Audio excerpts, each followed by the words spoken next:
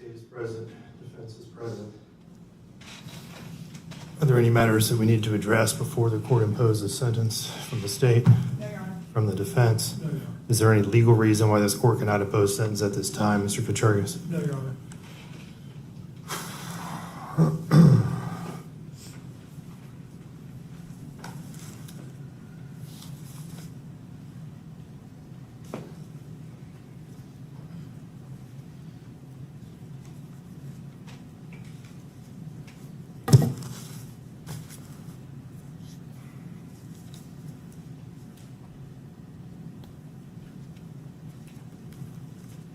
This court has given this case a tremendous amount of thought, not just today, but in the days and weeks leading up to this sentencing hearing.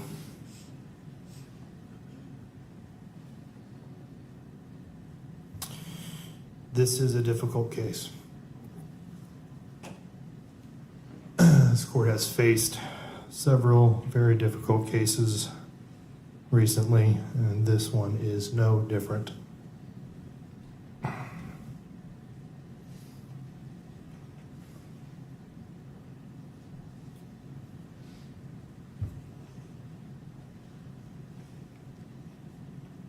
The defense in this case has filed a motion and requested for this court to depart below the guideline sentence.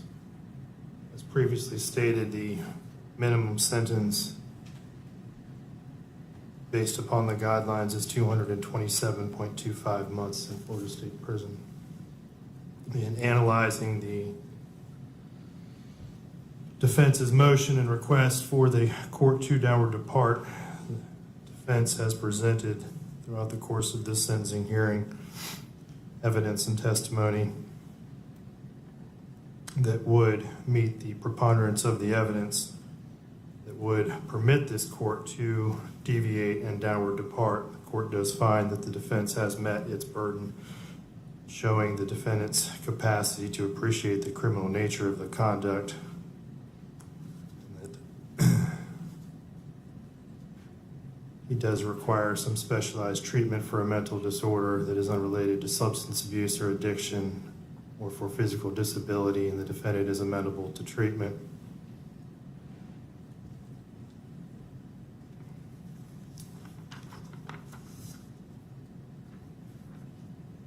I don't know that I agree that this was an unsophisticated manner. I'm not going to find that as to that factor. And I do believe that the defendant is old enough to appreciate the consequences of the offense. So the only factor that the court does find that the defense has met is the fact that he does require some specialized treatment for a mental disorder that is unrelated to substance abuse or addiction or for physical disability. That does not, the analysis of downward departure does not stop at the defense's meeting the threshold and establishing by preponderance of the evidence that there are mitigating circumstances that would permit this court to deviate below that guideline sentence. The second prong of that analysis is whether or not the court should.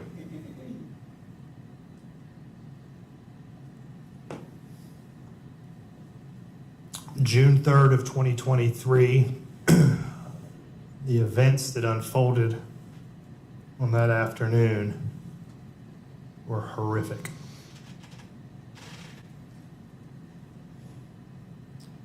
This defendant launched a vicious attack on a 17-year-old girl who had done nothing but show him love, and only weeks earlier had done her part to try to save his life when he attempted suicide. The same person that tried to save his life, he violently and viciously attacked.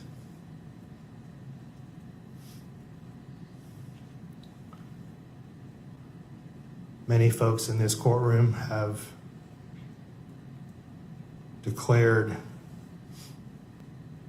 Kennedy Armstrong a hero. This court has no quarrel with that assessment, Kennedy Armstrong is most certainly a hero. And but for his actions and the actions of Madison's mother, this defendant would have successfully killed Madison Schemitz.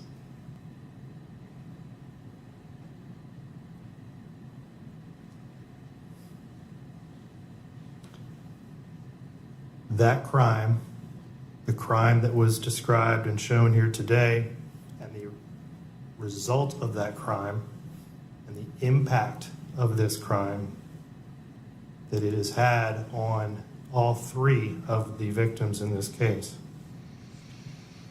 leads this court to the conclusion that any deviation below the guidelines is inappropriate. So I'm declining and denying the defendant's motion for downward departure.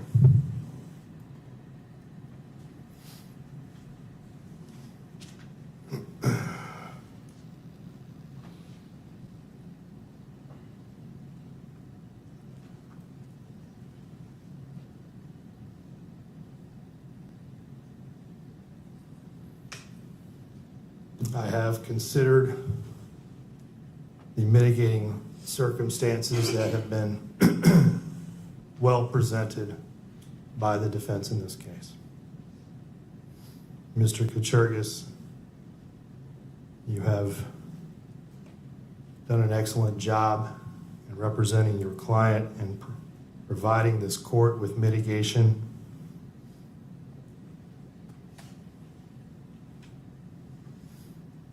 And this court has carefully thought and weighed and considered your client's age, his lack of any prior criminal history,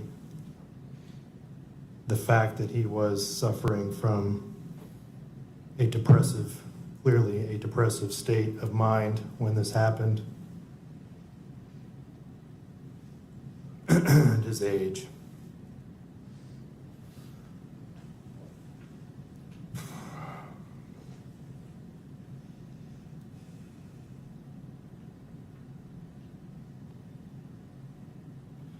This court does not impose a sentence based on vengeance, as was mentioned, that courts are not here to sentence out of vengeance.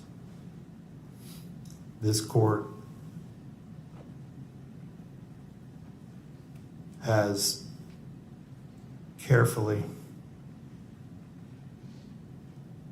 thought about all of the mitigation in this case. But the crime that was committed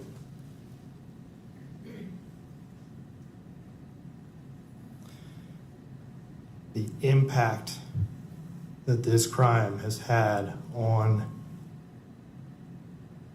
Madison, Jacqueline, and Kennedy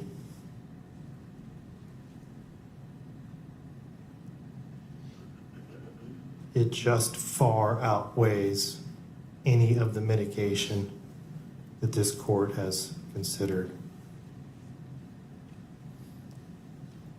There are just certain crimes that are committed that merit the maximum possible sentence.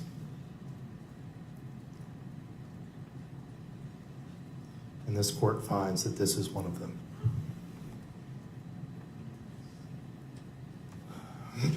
Spencer Pearson, you have entered a plea of guilty to 2 counts of attempted first-degree murder with a weapon. As to counts 1 and 3 of the information, you are adjudicated guilty.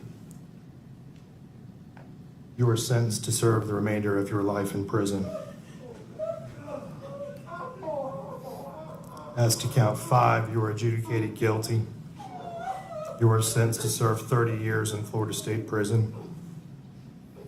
All sentences are to run concurrent with each other. Madam Clerk, please reflect that he has 536 days that he has previously served and imposed the standard felony court costs. Mr. Pearson, you have 30 days to appeal the legality of this court sentence. If you wish to appeal but cannot afford an attorney, one will be appointed for you. This court is adjourned. Your Honor, I believe the state has an announcement. Yes, as to the remaining counts. State would announce on all cross. And Mr. Pearson. I'm going to approach. Yeah.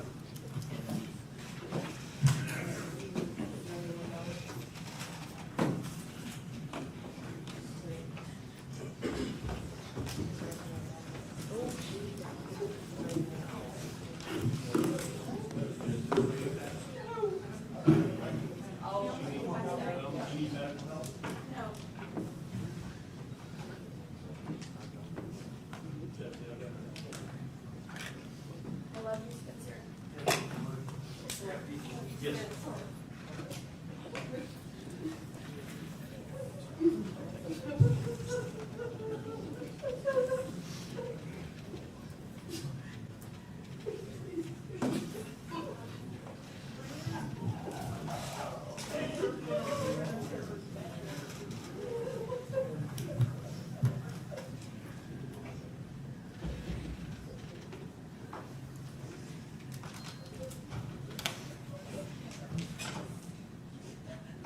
I love you, Spencer.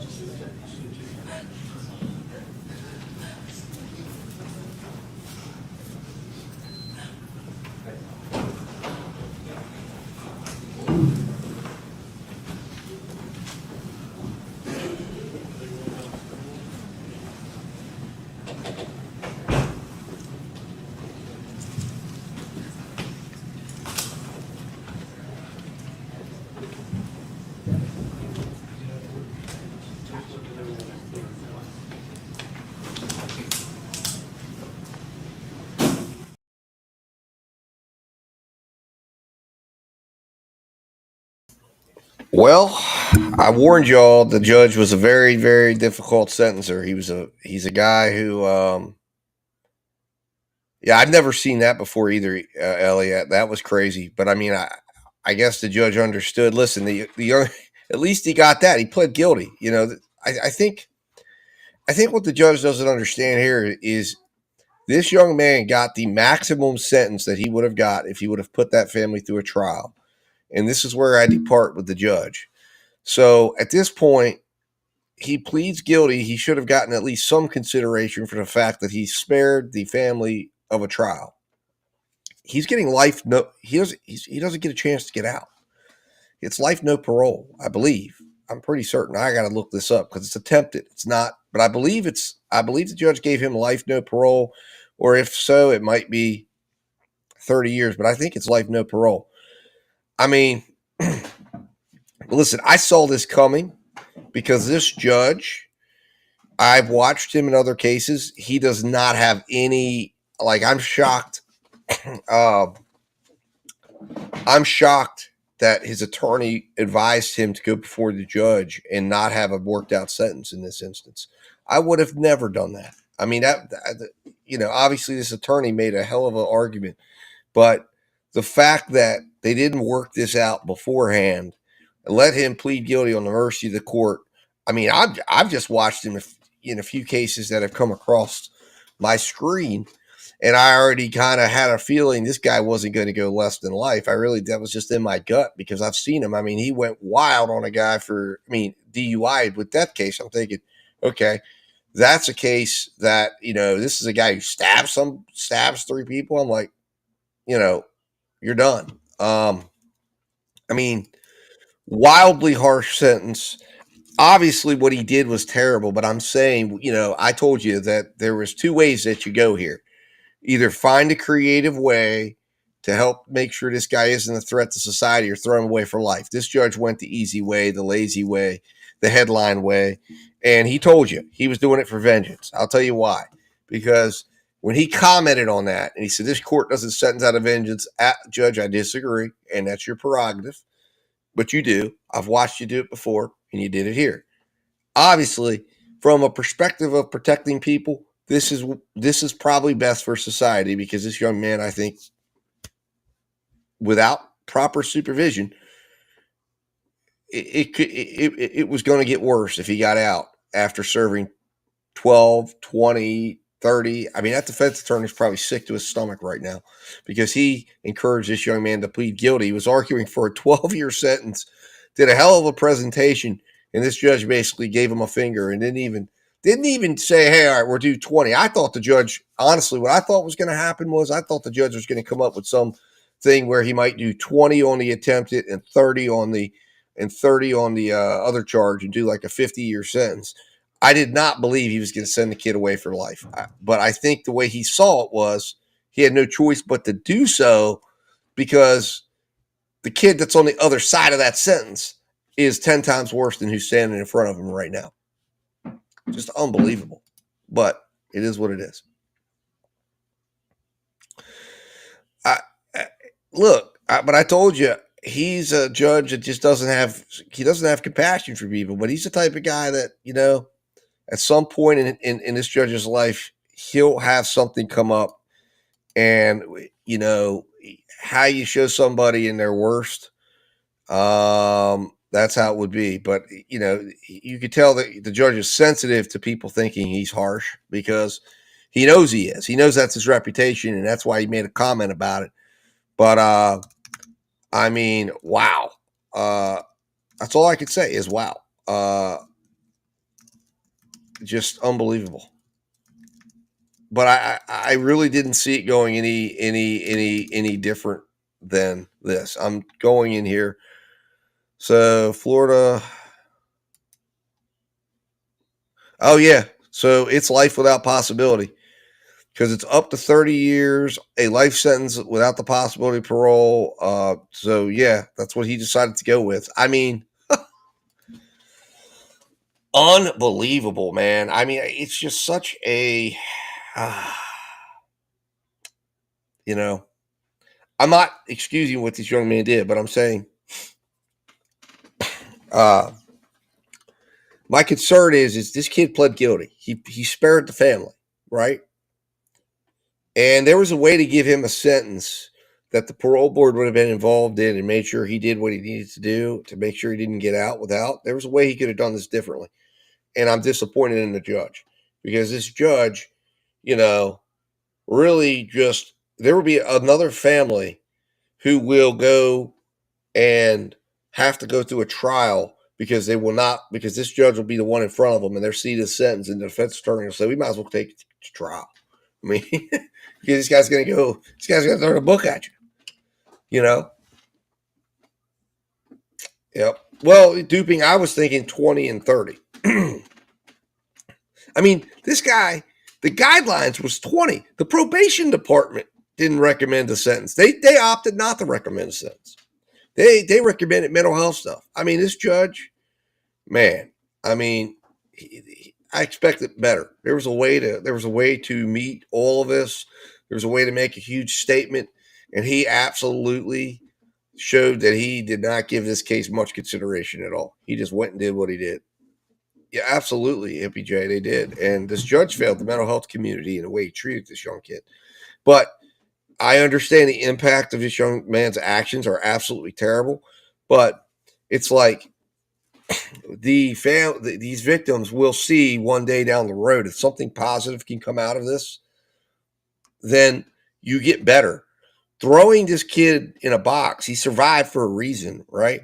That's the way I would think of this. He survived for a reason. Says somewhere upstairs says, "Hey, this kid's around for a reason." Oh, he's just around what to go to gladiator camp and just become nothing. I mean, this was an opportunity here that we missed. It's unbelievable. I mean, this judge is he struck out here. But I have no belief it'll be overturned on appeal in Florida. Florida does not make a habit of doing that.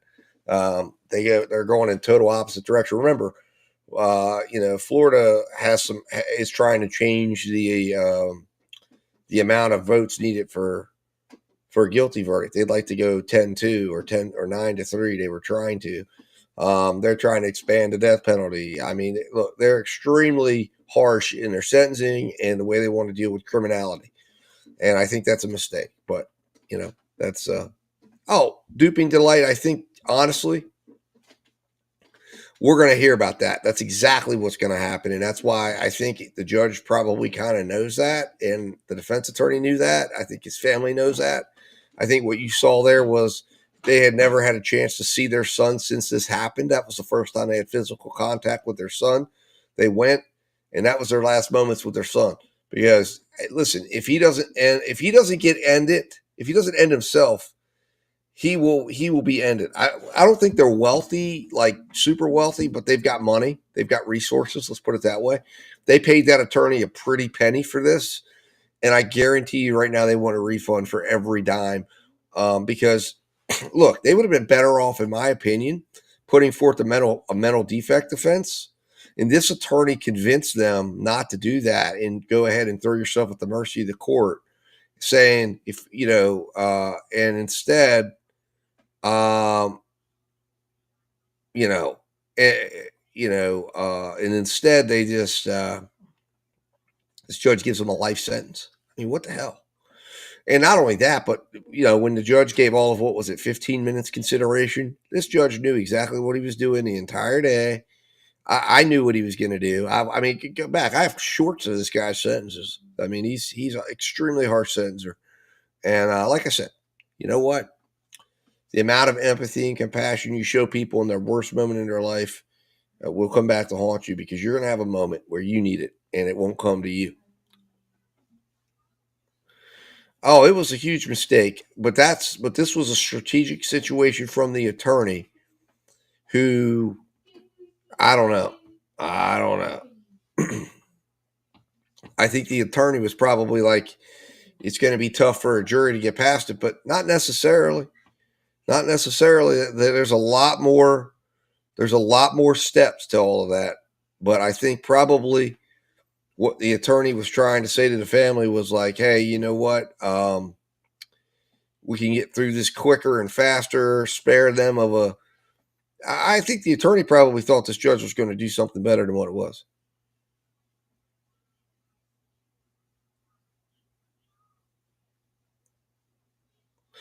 I don't know. I think his parents paid for the attorney. I think so. I don't know. Maybe it was court appointed. I don't know. I guess I have to go in the case file and see if there's a court appointed list, because you could see everything in Florida. But with the amount of experts, I mean, maybe, I don't know. Maybe because he was over 18, he would be considered indigent. So perhaps his parents didn't. But I mean, with the support as they were in court, I would imagine that they would have potentially helped him. But maybe not. Maybe not. Maybe not. I think that maybe that's the answer here. Maybe that's why they went the route they did, because we all know the public defender system and again, remember also too, the court appointed system in Florida is broken as hell. They get topped out at $15,000, and they break that down among many attorneys. He's going to self-harm, I think. Look, he was already on that road. He doesn't want to. He doesn't want to. He doesn't have a capacity to survive prison. And I'm telling you right now, guys, the Florida prison system is one of the worst, one of the toughest to survive, and he has no capacity to survive. And he'll be in. I mean, I guess the system's going to take steps, but it's a tough one. So there we are, guys. Been going now with this for like 9 hours. I think we were late to the party, so it's been going on for longer than that. Interesting day for sure. Remember, we're in the middle. I don't know if there was a verdict in the case we're following, but I'm not going to. I'm not going to spoil it for anyone if there was, but. We've got the court, the police officer case. We're going to have days 3. I was looking at day 3. I'm going to see if I can put days 3 and 4 together. I don't know. It might be too long, but we're gonna keep following that one. I'm not sure what next week holds as far as new cases, but I know we're coming into kind of a slow time. So this is what I like to revisit old cases, and we're definitely have content going on, whether or not it's fresh or not. We would do it. Absolutely. I agree with that, Ellie. I don't always get the chance to talk as much. And when we're watching, I don't like to talk during the trials because it's important to me. When I'm on another channel, it's like, I don't necessarily want you talking while I'm trying to listen, because you can only do, you can only listen to one thing at once. So if I'm talking while you're trying to list, you're going to miss parts. And sometimes I miss parts anyways, but as somebody who's got kind of a touch of attention deficit, it's difficult when I'm watching a trial and hear another voice coming. So, yeah, he was, Deborah. He was. He came across a little bit. He came across as a little bit arrogant. I agree with that. Let's see where our poll came in at. So it ends up 46% people are still voting. They're probably cheating, driving up the life. But we had less than 50% thought life was the correct thing here. Now that's only with 35 votes, so not a great sample size. But man, oh man, I'll tell you what, disappointed in this judge. I think we have to expect a lot more out of our judges, and this fell way short. There was definitely much more that could be done for this young man, and it's just a shame. It's a shame. I also want to apologize, guys. I did not realize I had the watching on mobile sign in front of my face during the last segment. So I apologize. Next time I have that happen, let me know, because I couldn't see it on my end because I had accidentally clicked on myself and brought myself above it. So, it was a mistake. So I apologize for that. But it's really the words that are important, not necessarily seeing me. So it's all good.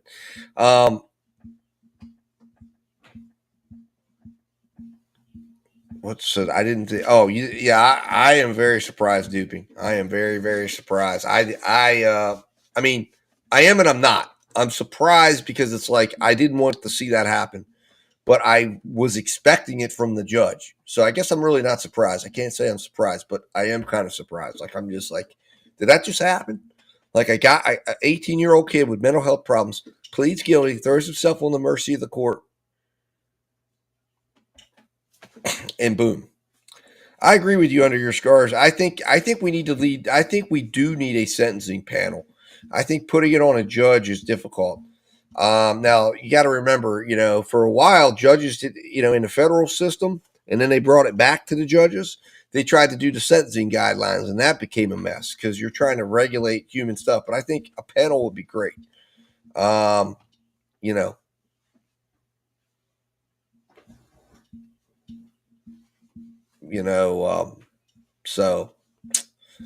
it is definitely an area that needs attention and needs some creativity, and we need to have some fairness inside of that. I mean, some states let juries do it, but I think I don't think there's a perfect way here because we have human beings, but doing this stuff, emotion's going to play in. This judge's emotions got in. He's a very emotional judge when he sentences people.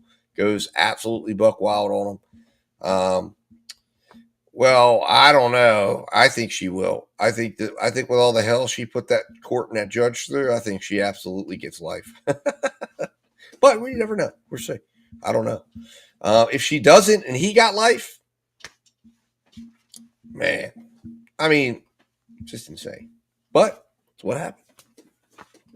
So, anyways, guys, listen. I appreciate everybody who watched, who tuned in, who hit the like button.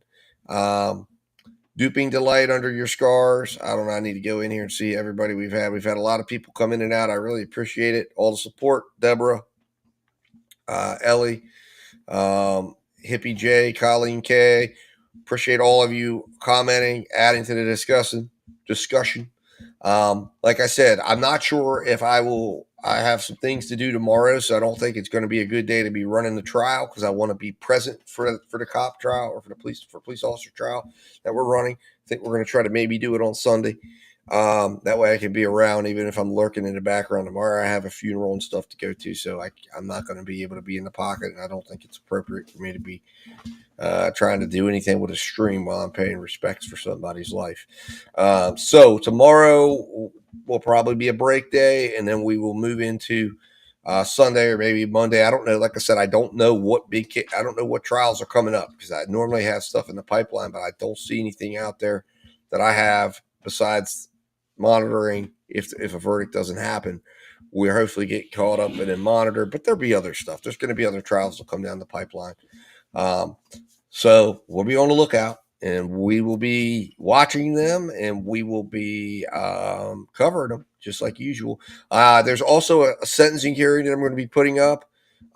It's an interesting one. It's a gentleman who had a big sentencing hearing today for a four-person fatality DUI case. So be on the lookout for that. That'll be coming your way.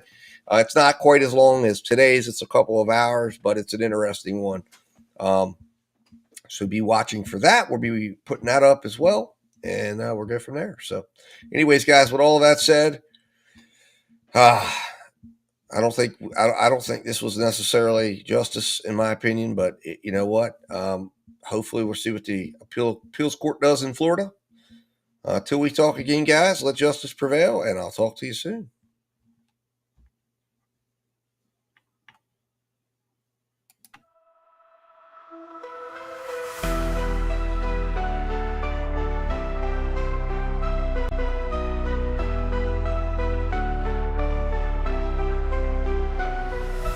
The system's rigged, man, it's time to break free. Eyes wide open, gotta see what I see. Standing on the front lines, fighting for the truth. Lift the veil of